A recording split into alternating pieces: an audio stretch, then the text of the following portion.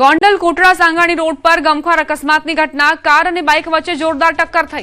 અકસ્માતમાં 2 કિશોરોના કરુણ મોત નિપજ્યા છે। 15 વર્ષીય દર્શિત ચૌહાણ અને 12 વર્ષીય હેમેન્દ્ર પરમારના મોત નિપજ્યા છે। મૃતદેહોને પોસ્ટમોર્ટમ માટે ગોંડલ સિવિલ હોસ્પિટલ ખસેડાયા। પોલીસે અકસ્માત અંગે તપાસ હાથ ધરી છે। ગોંડલ સિવિલમાં પોસ્ટમોર્ટમ કરવામાં આવ્યા છે। ગોંડલ કોટડા સાંગાણી રોડ પર અકસ્માતની ઘટનામાં બંને યુવકોના મોત નિપજ્યા।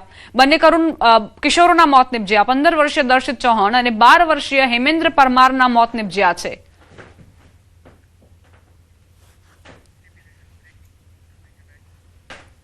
પ્રાંતિજ માર્કેટયાર્ડ નજીક આંગડિયા પેઢીનો કર્મી લૂંટાયો। હાઈવે 3 રસ્તા નજીક આવેલી આંગડિયા પેઢીથી બાઇક સવારે પીછો કર્યો। પીછો કરીને માર્કેટયાર્ડ નજીક કાર આગળ બાઇક લાવીને ચાલકે તકરાર કરી। તકરાર દરમિયાન બાઇક સવારે કારમાંથી 13 લાખ રોકડ રકમ ઝૂંટવી લીધી। લૂંટને પગલે પ્રાંતિજ પોલીસ સહિતનો કાફલો પેઢી અને સ્થળ પર પહોંચ્યો હતો। સીસીટીવીમાં લૂંટ કરેલા નાણાંની બેગ સાથે કેદ થયા લૂંટારૂ।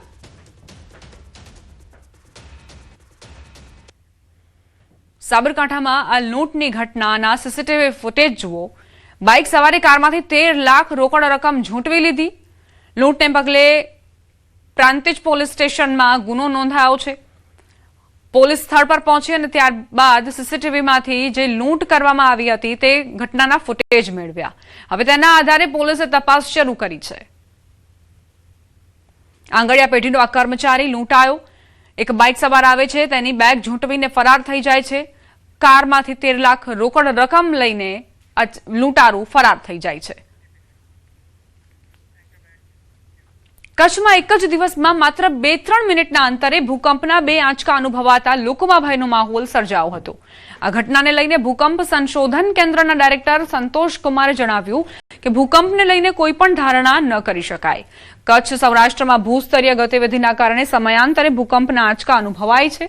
તેમણે વધુમાં જણાવ્યું કે સામાન્ય રીતે 7 મેગ્નિટ્યુડ એટલે કે 7 મેગ્નિટ્યુડ કે તેથી વધુ તીવ્રતાનો ભૂકંપ નુકસાનકારક બની શકે છે। રાજ્યમાં હાલ સૌથી વધુ સિસ્મિક મોનિટરિંગ સ્ટેશનો દ્વારા સતત દેખરેખ રાખવામાં આવી રહી છે।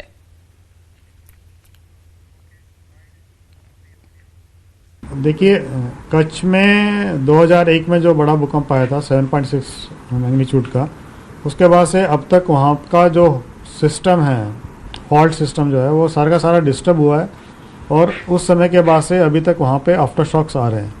अभी हाल में जो अर्थक्वेक्स वहाँ पे आए थे वो 2 अर्थक्वेक्स 3.6 और 3.2 मैग्नीट्यूड के कल दोपहर को 2 मिनट के अंतराल में आए थे, पर ये भी जो नॉर्मल सिस्मिसिटी है उसी का एक भाग है। जो पहला अर्थक्वेक था वो मैग्नीट्यूड 3.6 का था और उसी जगह पे 3 मिनट के बाद दोबारा से अर्थक्वेक आया जो उसका आफ्टर शॉक बोला जा सकता है। देखिए, सौराष्ट्र में जो ऐसच बहुत बड़े फॉल्ट्स नहीं हैं सौराष्ट्र के अंदर, लेकिन वहाँ पर बहुत सारे वीक जोन्स लिनामेंट्स हैं और कच्छ में सौराष्ट्र में हमने ये खासकर देखा है कि जब भी वहाँ पर हैवी रेनफॉल होता है, जब ज़्यादा बारिश होती है तो बारिश का पानी इन वीक जोन्स में वो जो दरारें हैं वहाँ पे उसके थ्रू वो नीचे चला जाता है। उससे पानी की जो सपाटी में फेरफार आता है और जिससे नीचे की जो रॉक्स हैं, जो लिनामेंट्स हैं, वो अब जिस स्थिति में हैं उनका संतुलन थोड़ा आपस में बिगड़ जाता है, जिसके कारण वो वहाँ पे स्ट्रेस जो है वहाँ थोड़ा पैटर्न चेंज हो जाता है और उसके कारण अर्थक्वेक्स वहाँ पे आते हैं। देखिए, अर्थक्वेक्स को आप कभी भी प्रिडिक्शन नहीं कर सकते हैं। 2 तरह की थ्योरी है कि अगर छोटे छोटे अर्थक्वेक्स आते रहते हैं तो बड़ा अर्थक्वेक नहीं आएगा, लेकिन ऐसा हमेशा नहीं देखा गया है। અમિત શર્મા સાથે ગૌતમ શ્રીમાળી, ન્યૂઝ 18 ગુજરાતી, ગાંધીનગર। ભાવનગરમાં સ્પાની આડમાં ચાલતા અનૈતિક દેહ વ્યાપાર સામે પોલીસે મોટી કાર્યવાહી કરી છે। દેહ વ્યાપાર ચલાવતી મહિલા સામે પાસાની કાર્યવાહી કરાઈ છે। જિલ્લા કલેક્ટરે પાસાનું વોરંટ જાહેર કરતા આ મહિલા સંચાલકની ધરપકડ કરી ભુજ જેલમાં ધકેલાઈ। શહેરમાં દેહ વ્યાપાર કેસમાં કોઈ મહિલા સામે પ્રથમ વખત પાસાની કાર્યવાહી થઈ છે। એટલું જ નહીં, પોલીસે આરોપી મહિલાની ગેરકાયદે કમાણીથી ખરીદાયેલી ₹80 લાખની મિલકત પણ सील करी है। बीएनएस कलम 107 हेठळ राज्यમાં प्रथम वखत प्रोपर्टी जप्त करवानी कार्यवाही कराई है। वाघावाड़ी रोडना 2 स्पा पर दरोड़ा बाद समग्र रेकेटनो पर्दाफाश थयो हतो।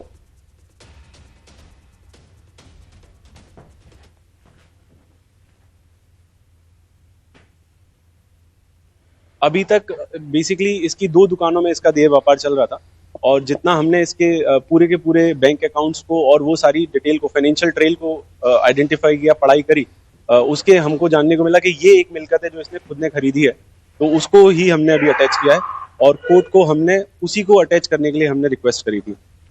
સુરતના લિંબાયતમાં વેપારીએ પોલીસ પર ગંભીર આક્ષેપો કર્યા છે। વેપારીનો આરોપ છે કે મફતમાં ચા નાસ્તો ન આપતા પોલીસે વેપારીને ઢોરમાર માર્યો। પીએસઆઈ અને ડી સ્ટાફ સામે પોલીસ કમિશનરને લેખિત અરજી કરી જણાવ્યું કે પોલીસે તેને રાત્રે દુકાનેથી ઉઠાવી લઈ માર માર્યો।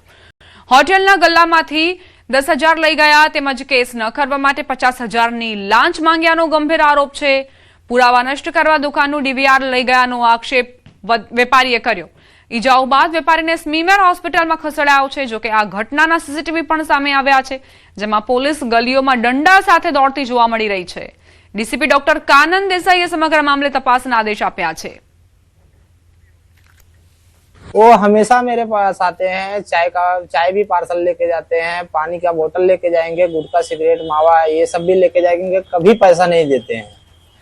उनको हमेशा लेके गए लेकिन कभी भी हमसे मुठभेड़ नहीं। हम तो मामूली धंधे वाले हैं, छोटे मोटे यहाँ हैं, जो भी चार बात सुन के रहते हैं, लेकिन किस कारण मुझे मारा जा रहा है ये मुझे नहीं पता। इनको उठा के ले गए, मारते घिसियाते। मारने का कुछ कारण पता है आपको? कुछ नहीं पता है। અમદાવાદના રિવરફ્રન્ટ પાર્કિંગમાં પાર્ક કરેલી કારમાં અચાનક આગ લાગી હતી। ઉભેલી સ્વિફ્ટ કારમાં આગ લાગતા પોલીસ પણ દોડતી થઈ હતી। પોલીસ જવાનોએ આગ પર કાબુ મેળવવા માટે ખાસ પ્રયાસ કર્યો, પરંતુ આગ કાબુમાં ન આવી। આખરે ફાયર વિભાગે સ્થળ પર પહોંચીને આગ પર કાબુ મેળવ્યો। જમાલપુર ફાયર સ્ટેશનની ટીમે મિનિટોમાં પહોંચીને આગ પર કાબુ મેળવ્યો છે। આસપાસ પાર્ક કરાયેલા વાહનોને તાત્કાલિક ખસેડાતા વધુ નુકસાન અટક્યું હતું। આગનું કારણ અકબંધ છે। ઘટનાને લઈને વધુ તપાસ શરૂ કરાઈ છે।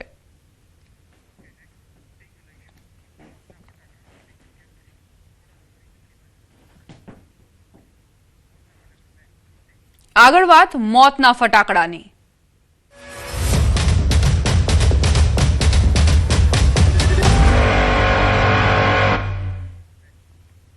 ગતરાડ ફટાકડા ફેક્ટરીમાં બ્લાસ્ટની ઘટના કેસમાં ફેક્ટરી સંચાલક મેહુલ ડોડિયા શાહપુર વિસ્તારનો રહેવાસી હોવાનું સામે આવ્યું।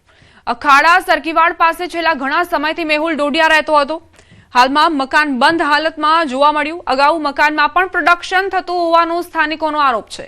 છેલ્લા થોડા સમયથી મકાન છોડી અન્ય જગ્યાએ રહેતા હોવાનું સામે આવ્યું છે। મેહુલ ડોડિયાની માતા રમીલાબેનના નામે ચાલતો હતો ફટાકડાનો કારોબાર। મેહુલ ડોડિયા સહિત અન્ય સંડોવાયેલા આરોપીઓને ઝડપી લેવા ક્રાઇમ બ્રાન્ચ, એલસીબી અને સ્થાનિક પોલીસની ટીમ કવાયત કરી રહી છે। વિસ્ફોટમાં મેહુલ ડોડિયાની માતા પણ ઘાયલ થઈ છે।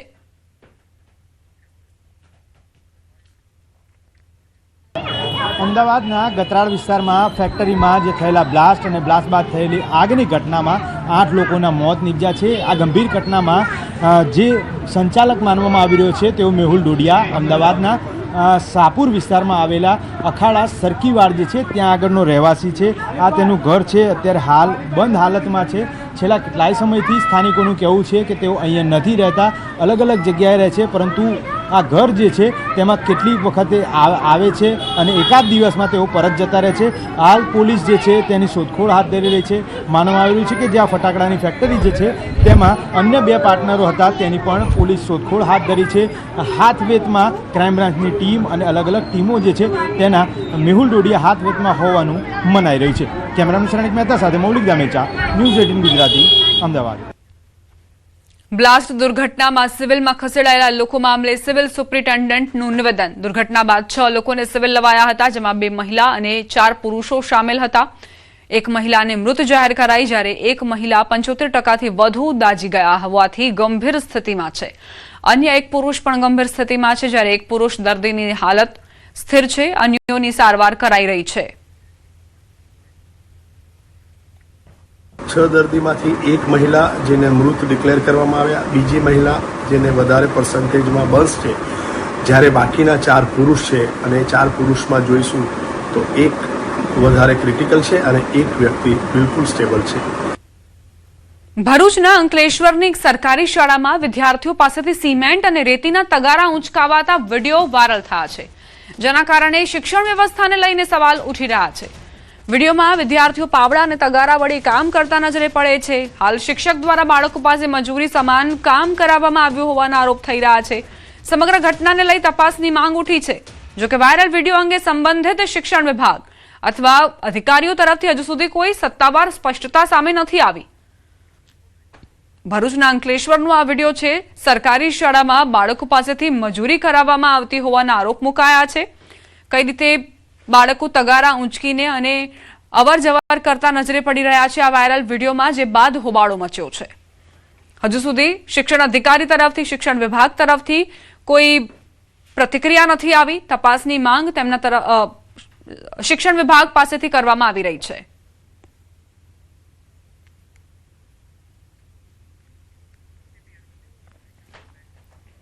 અરવલ્લીથી સમાચાર. વિદ્યાર્થીને ઢોર માર મારવામાં આવ્યો. મોડાસાની પ્રાર્થના ગ્લોબલ સૈનિક સ્કૂલમાં આ ઘટના બની. મોક ટેસ્ટનું પેપર લીક કર્યાની શંકાએ માર માર્યો. ધોરણ 8ના વિદ્યાર્થીને પ્લાસ્ટિકની પાઇપ અને દંડા વડે માર મરાયો હોવાનો આરોપ છે. વિદ્યાર્થીને 108 મારફતે મોડાસા સાર્વજનિક હોસ્પિટલમાં ખસેડાયો.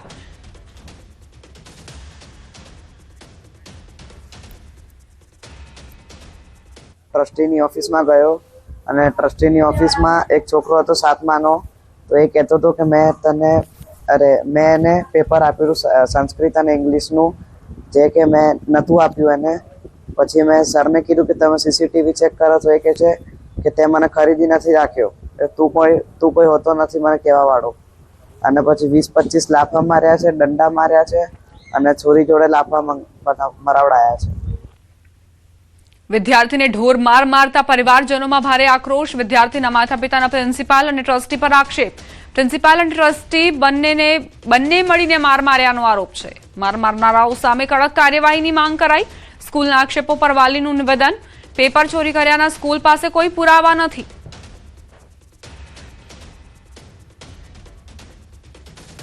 મારા છોકરા પર એવો આરોપ લગાવ્યો છે કે એને પેપર લીક કર્યું છે કે, અને એ પોતે 8મા ધોરણમાં ભણે છે અને કે 7મા ધોરણનું પેપર લીક કર્યું છે. મારો છોકરો કહે છે, પગે લાગીને કહે છે કે સર મેં નથી કર્યું, કે તમે સીસીટીવી કેમેરા ચેક કરો.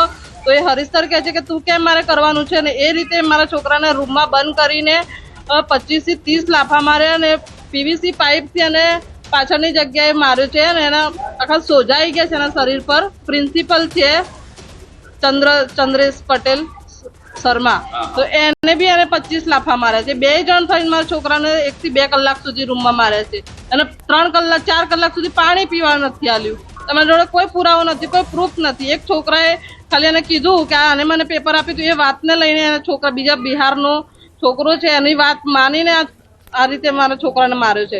મારા છોકરાને નિર્દય બિલકુલ જેમ આતંકવાદી પકડ્યો ATS વાળાએ, એવો મારા છોકરાને હરીશભાઈ પટેલ અને પ્રાર્થના ગ્લોબલ સૈનિક સ્કૂલના પ્રિન્સિપાલ ચંદ્રસેન પટેલે, એના બાદ બી એક છોકરી છે જે 7મા ધોરણે પડે વૈધવી, એને મારા છોકરાને 15 લાફા માર્યા છે. ઇન્ચાર્જ પ્રિન્સિપાલ હરેશ પટેલનો દાવો. વિદ્યાર્થીએ 2 મોક ટેસ્ટના પેપર ચોર્યા હતા. પ્રિન્સિપાલની ઓફિસમાંથી પેપર ચોર્યા હતા. ચોરી કરી ધોરણ 7ના વિદ્યાર્થીને આપ્યા હતા પેપર. સ્કૂલ પાસે સીસીટીવી ન હોવાનો ઇન્ચાર્જ પ્રિન્સિપાલનો દાવો. જો મારવા બાબતે મને બહુ ખ્યાલ નથી, પણ બાળકે બે પેપર ચોર્યા હતા. 2 સબ્જેક્ટના પેપર પ્રિન્સિપલની ઓફિસમાં જઈને ચોર્યા હતા. એને ચોરી અને બીજા બાળકને આપ્યું છે. બીજા બાળક પાસેથી 2 સબ્જેક્ટના પેપર અમને પકડાયા છે. અને એ બાળકે અમને આનું નામ આપ્યું કે સાહેબ મને આ લોકોએ આને મને આપ્યું છે. સૈનિક સ્કૂલ છે નવી, મને હમણાં જ નવી પરમિશન મળી છે, એટલે એમાં સીસીટીવી હશે તો બી મને બહુ આઈડિયા નથી. એ 8મા ધોરણનો બાળક હતો અને એને 7